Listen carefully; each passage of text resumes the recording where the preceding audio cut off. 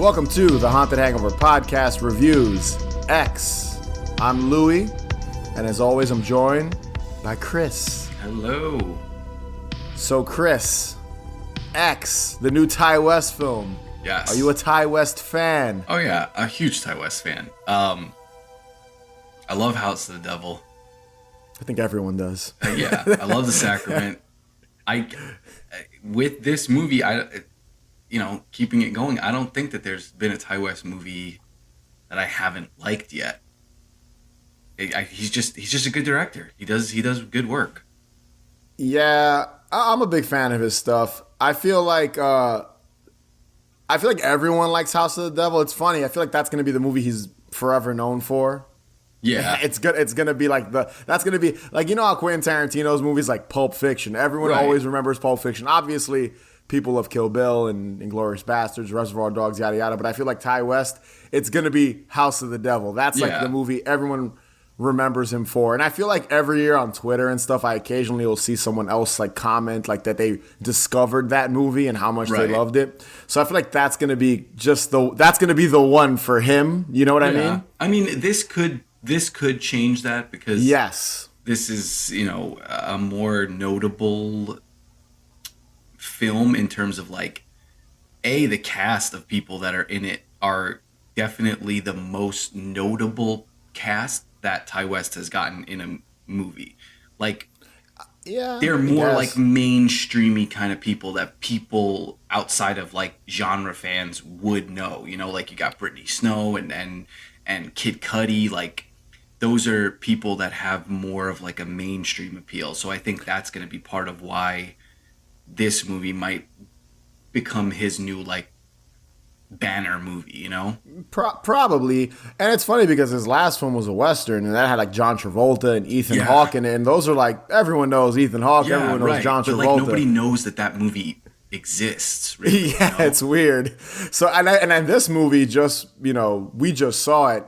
Just seeing so many people like word of mouth and people talking about it, I agree with you. This might be like the other movie people know him for. Just because of mainstream and it being a horror film. It's like you can't go wrong with a horror film. A Western, I feel in 2016, I think is when that movie came out. Yeah. In a Valley of Violence. That movie, that's more niche than horror because I feel like a specific type of person will watch a Western, whereas horror movies, everyone loves horror movies. Right. But I'll agree with you. For the most part, I like all of his movies. I'm a big fan of The Innkeepers. I feel like that's the one people either like or hate. Mm-hmm. But I tend to be someone that really thinks it's a really, really well-made movie. And I actually think House of the Devil and Innkeepers work well as kind of like a double feature. Yeah, they're very complementary to each other in a lot of ways. Yeah, and they both kind of feature, it's like a female lead and kind of them, coming of age in a way, and one deals with Satanists, obviously, and the other with ghosts, but like they kind of feel like similar movies. And almost this film kind of feels like it would work with those two more than The Sacrament would or In a Valley of Violence. He doesn't have a long filmography. It's like 6 or 7 movies or something like that, which is good, but not like super long. He's like 10 movies under his belt. But yeah, I feel like those two movies, even his first film, The Roost, about the killer bats, which was like his very first movie, I dig that one too. It has an interesting kind of like weird like horror host element to it and a bunch of other shit. It's a well crafted like first indie low budget movie, and again, the guy's super talented and. I'll always check out his latest film. Oh yeah, absolutely. And go into it. I'll go into it knowing it'll be at least decent. Right. I think this one also benefits from A24's name, the studio being attached to it.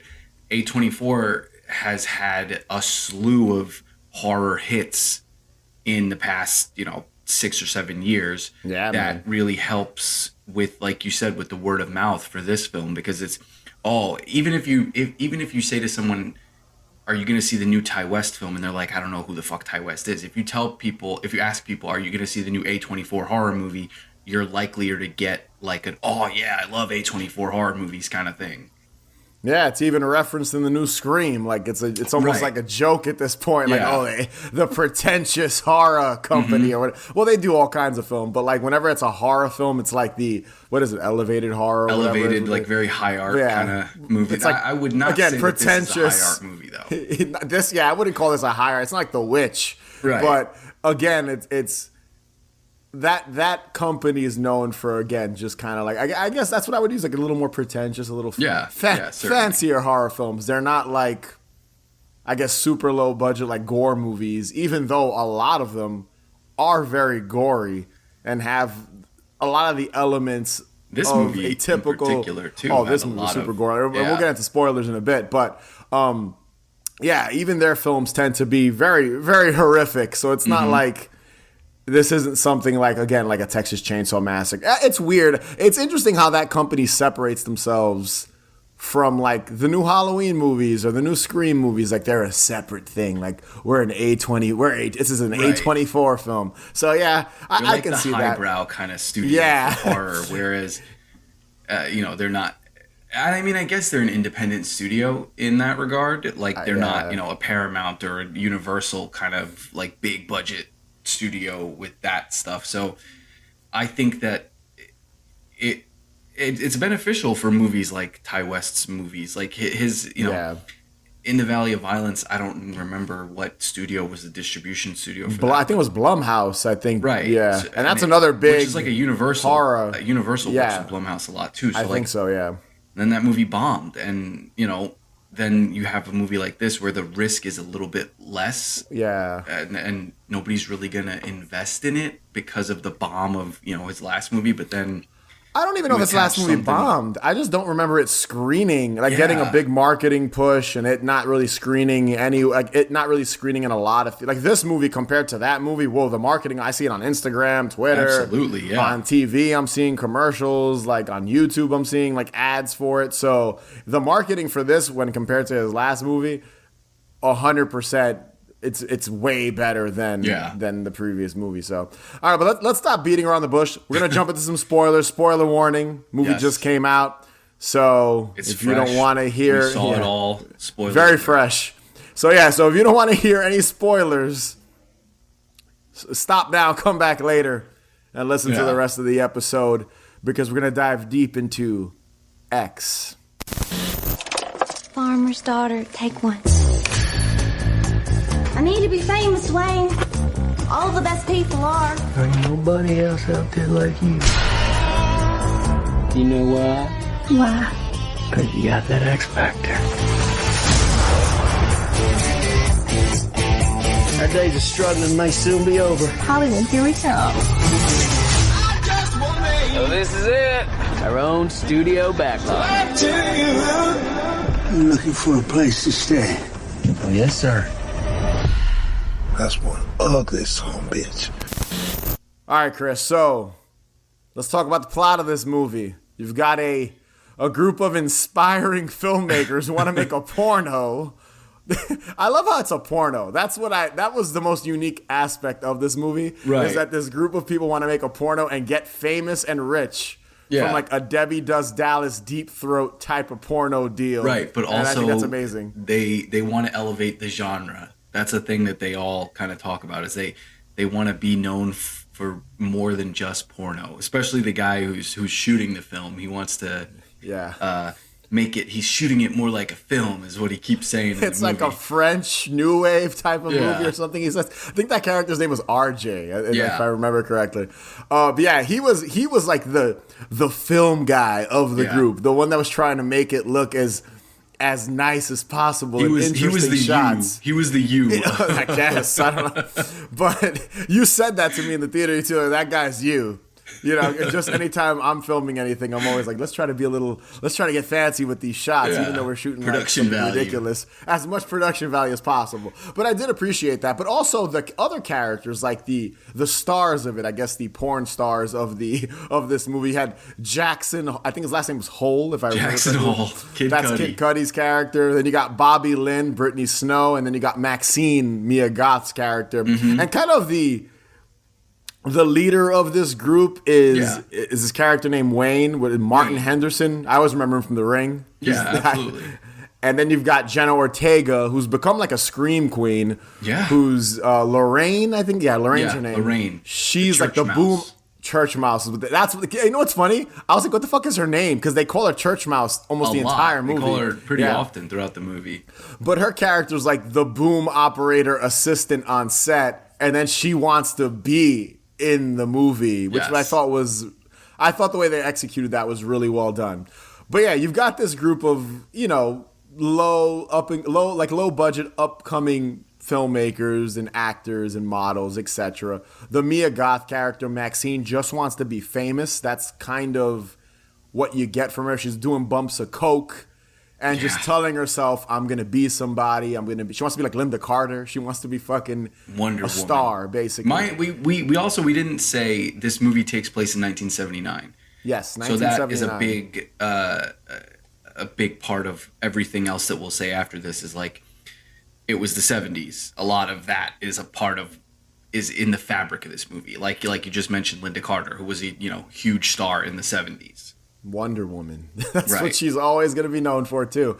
But yeah, and at the same time, you know, the Wayne character talks about like the home video market and how it's going to be this big boom.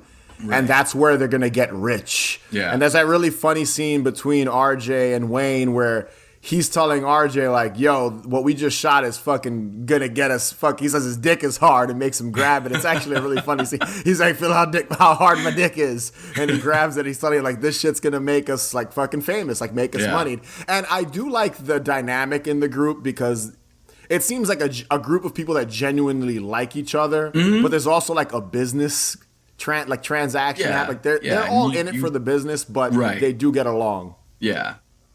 Yeah, but you could tell they're not necessarily a traditional like friend group that you would see in a horror movie, you know?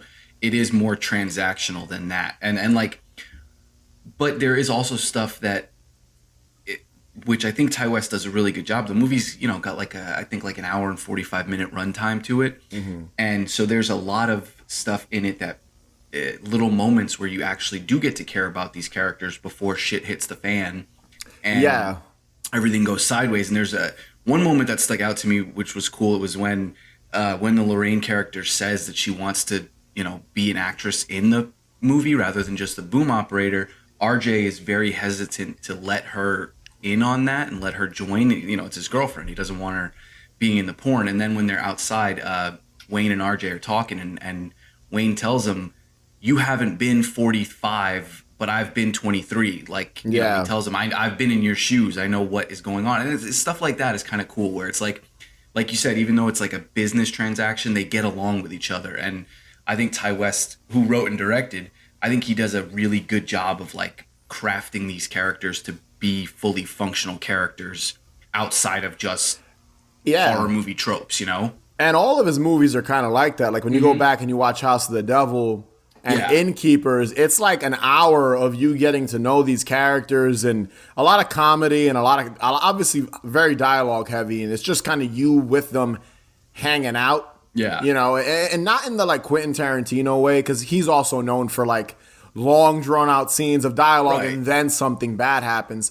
but more so in like a more I'd say his films, like Ty West films, are more laid back. Yeah. Where it's just the characters having simple conversations. Yeah, I don't feel like the scenes overstay their welcome, where in like Tarantino movies, you can kind of make a case where it's like, all right, like, cut out a couple of bits of this dialogue kind of thing. You're going on way too long about that glass of milk. There was exactly. Whereas here it feels more natural and more like, okay, so this is just the night that they're having, Yeah, and just kind of like you could see the characters' passion in wanting to do this and wanting to create, even though it's just a porno, to them it's art. You know what I mean? It's something that they like. You could see that all these characters love what they're currently doing, right? And that they're really excited to like get, like the Brittany Snow character. She just wants to have sex. Like she's just like, I'm horny. I'm ready to fuck. Like that's literally, I think, a line. Yeah. She says, and I joked with you, and we haven't even gotten to like the horror aspect, and we'll get to that in a second. But I joked with you at one point because you know, not to shit on Rob Zombie, because you and I have seen a lot of Rob Zombie movies together. Yeah. And I even told you, I was like, dude, this is like a better written Rob Zombie movie. It certainly had that same kind of, you can tell that the filmmaker who made it was influenced by that period in a lot of their work. And it, you know, I don't want to like knock Rob Zombie, but I mean, he's not the greatest writer. No. This is like a Rob Zombie movie written by somebody who knows how to write. And that's kind of the best way I describe it, you know?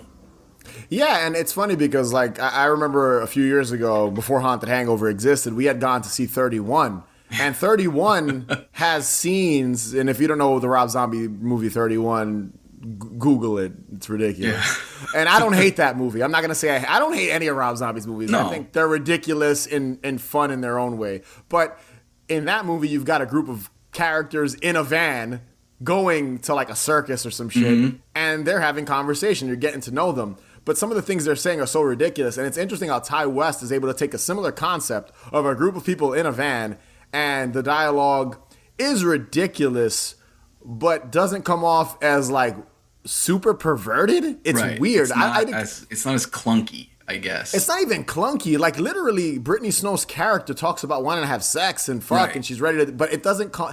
It's weird, and I don't know. And I can't even pinpoint. It's got to be the acting and the writing and the direction. But like, it doesn't come off as like a character just being like, "I'm ready to fuck." Yeah, like you know, I'm gonna fuck you. You know, like that's a Rob Zombie character. And in this movie, it's a little more innocent. Vulgar. Yeah, exactly. It's weird, and I don't get.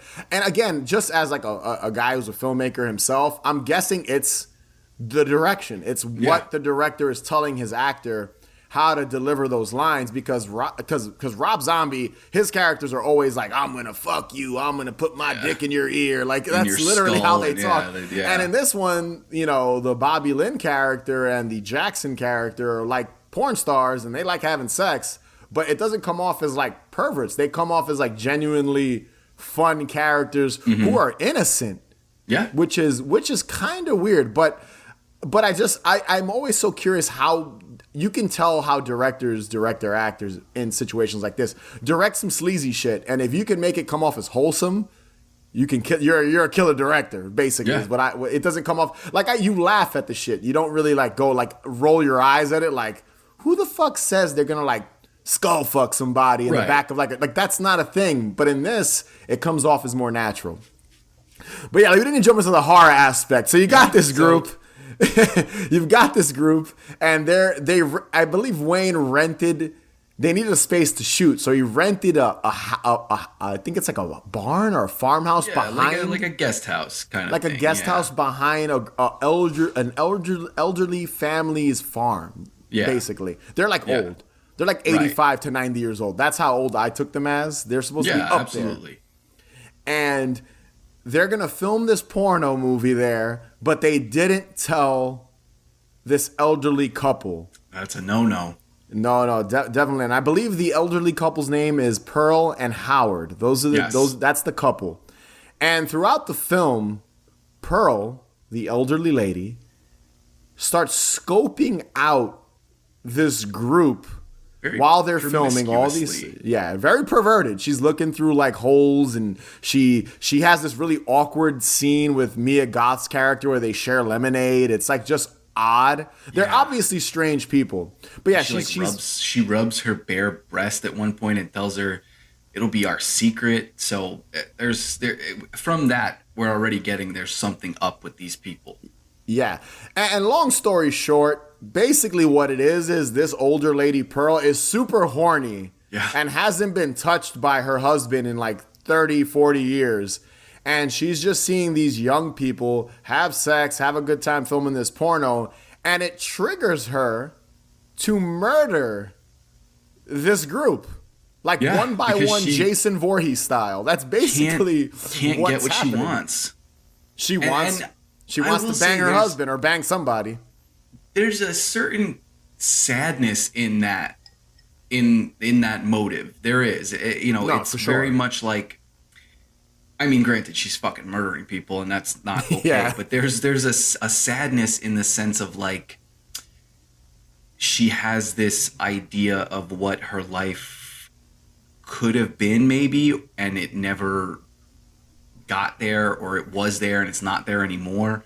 And there's a sadness to that, because it works well with the fact that she is older than them, so it's like she's kind of been there, done that, sort of. And then it's cool that there's like an old decrepit lady killing people too. Like, how often do you get that in horror movies? Like a straight up old lady slasher. I mean, obviously like Jason's mom in Friday the 13th, but I'd venture to say that this character is probably older than Mrs. A lot older. Voorhees. This is like this is supposed to be like a 90 or 80, 89, like almost very late in her life. She's decrepit. Yeah, she's very, very old. And what was really cool is Mia Goth played this character. Yes, that's in heavy really, makeup really and cool. prosthetics. I didn't recognize her at first, and then after the movie, the credits rolled, I Googled it, and I was like, that's somebody in makeup, and it was her. Yeah, which I think works really well as a mirror of, the youth that she had and the youth that she's still longing for and can't get anymore. Nah, I totally agree. And I think it worked really well to have Mia Goth play double duty like that. Yeah, and the character of Pearl, like, it is sad. I didn't take it that like she didn't fulfill her life in a certain way. The way I took it was just that getting older affected her, and she missed being young. There's some clunky shit in the plot, and we'll get to it towards the end, like when we start discussing the ending of the film, which we're getting to, because that's basically what the last 20 or 30 minutes is. That's where the real horror takes place.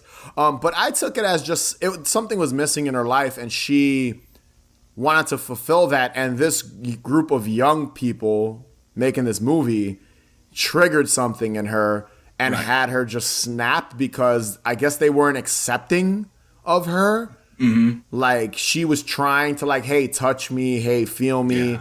And her husband can't get it up. Every time she tries to have sex with her husband, she's like, oh, he's like, oh, my heart. He can't do it. He's like scared of a heart attack or some shit. But I will say, like, the theme of getting older is very prominent in this movie. That's what it's about. It's about getting older and wanting fame or wanting something, fulfilling something in life. Right. Because the Mia Goth character just wants to be famous. Even at the end of the film when she's driving away, I forget exactly what she says, but I think she references like, I'm going to be a fucking star or something like that. She says, as she's doing lines of cocaine. You know what I mean? So it is about just kind of fulfilling something, whether it's sex, fame, whatever in life. And that's what I took it as.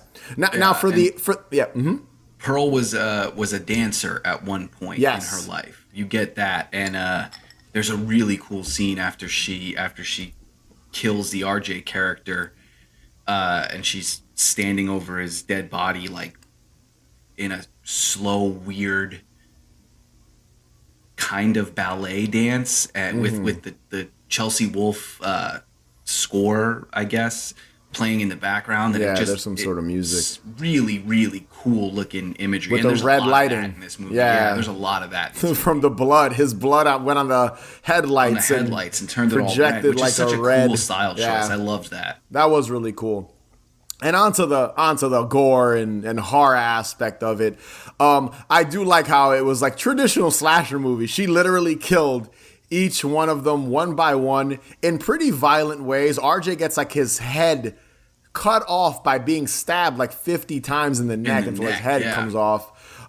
Wayne gets a pitchfork to the eyes. That reminded me very much of Friday the 13th. Just that visual of like a pitchfork into his head.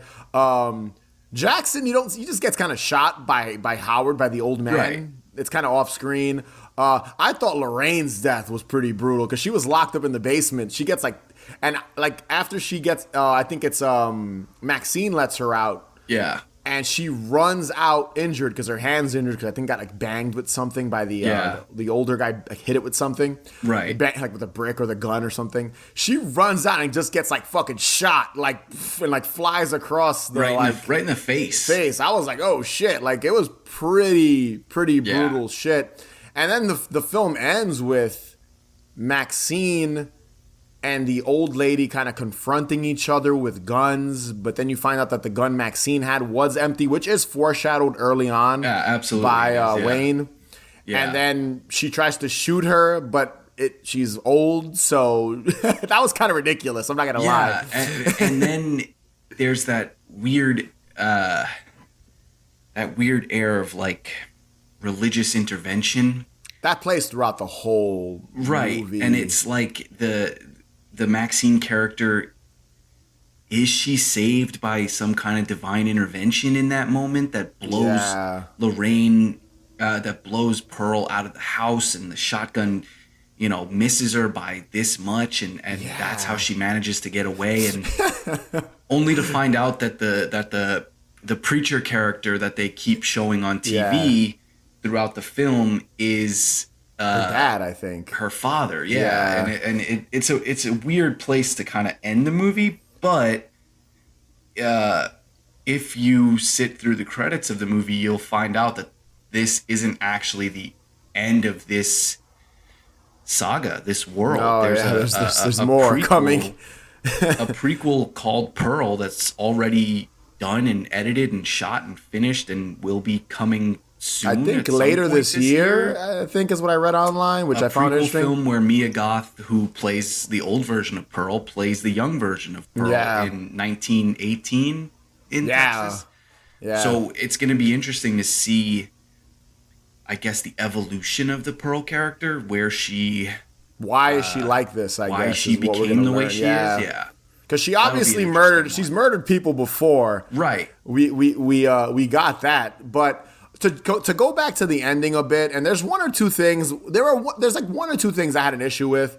The visual of Pearl trying to shoot Maxine and flying back because of the like kickback of the shotgun was pretty hysterical. And then her lying on the floor saying "my hip." Right. I couldn't help but laugh. I couldn't tell if that was supposed to be funny or not. It was very much like the "I've fallen and I can't get up" like Lifeline commercials. It played weird. It was a little funny, but I think that might have been the point. One thing I wasn't 100% clear on, and maybe you understood it a little more, what was the deal with the guy in the basement? I think... Like they've been just doing this? I think over the course of this, they've been kind of trying to satisfy Pearl's sexual desires in some way. It's that wasn't clear. His picture was on the milk carton that one of them was drinking. It foreshadowed that this was the guy that's been missing, and so I guess you're supposed to assume that because Pearl and Howard, they talk about it, and she says stuff about Maxine like, oh yeah, she's the one, she's perfect, blah blah blah. Yeah. So. Maybe this has been a thing they've done before, but again, like I'm sure that the prequel movie will probably shine more light on what all this is. Yeah, because I couldn't. Which is interesting. I was trying to figure that out. I was like, what's with Lorraine gets locked up in the basement and she finds this dead guy down there, and I'm like hung up, strung up or whatever, naked, and I'm like. It has something to do with sex. It's some weird sex thing is basically happening, but it's never fully explored. And I'm guessing, like you said, the prequel might dive into what exactly happened there because, I feel like this movie, watching it a second time, you might catch things you missed the first time. So I'll definitely I want to watch it again. So I'll definitely be going back and watching it. But yeah, I thought the film was really tense. There were some tense moments. My favorite moment, I think it's beautifully shot and really tense, is the scene with Maxine, Mia Goth's character, swimming in the water, naked in the lake, and the alligator following her slowly. And you think it's foreshadowing someone being killed later because Brittany Snow's character gets killed by that same alligator. But it's following her slowly, almost like a Jaws Lake Placid deal. Very much like a stalker. Yeah, and she's swimming and she's completely naked and she gets out just in time as the alligator slowly approaches her. And you get this overhead shot, which looks really, really, really... That's probably my favorite visual of the entire film.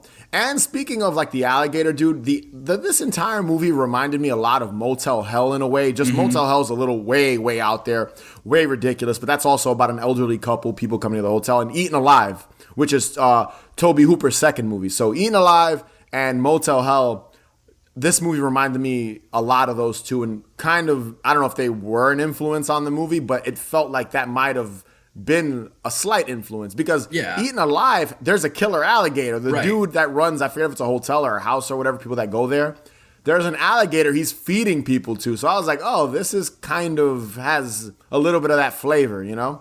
Yeah. There was a lot of like obvious Texas Chainsaw Massacre. Oh yeah, that's the big one. Being in Houston, there's a lot of like, you can tell that this is a movie made by a horror movie fan, you know, like, as with most of Ty West's stuff, there's his influences are pretty obvious in his stuff, but also not ripped off, you know, like his stuff it's an original piece. Like his stuff. Yeah, this was a better Texas Chainsaw Massacre than the last Texas Chainsaw Massacre. And, listen, man, it's I could see someone watching this movie and maybe not being into it because it does have a slow start. And I love slow starts personally. Like, I love movies that take their time, you know. And we talked about a few weeks ago, we talked about the new Texas Chainsaw Massacre and how abrupt that movie was. Everything just kind of happened. It ends, it starts, it begins, it ends, and that's it.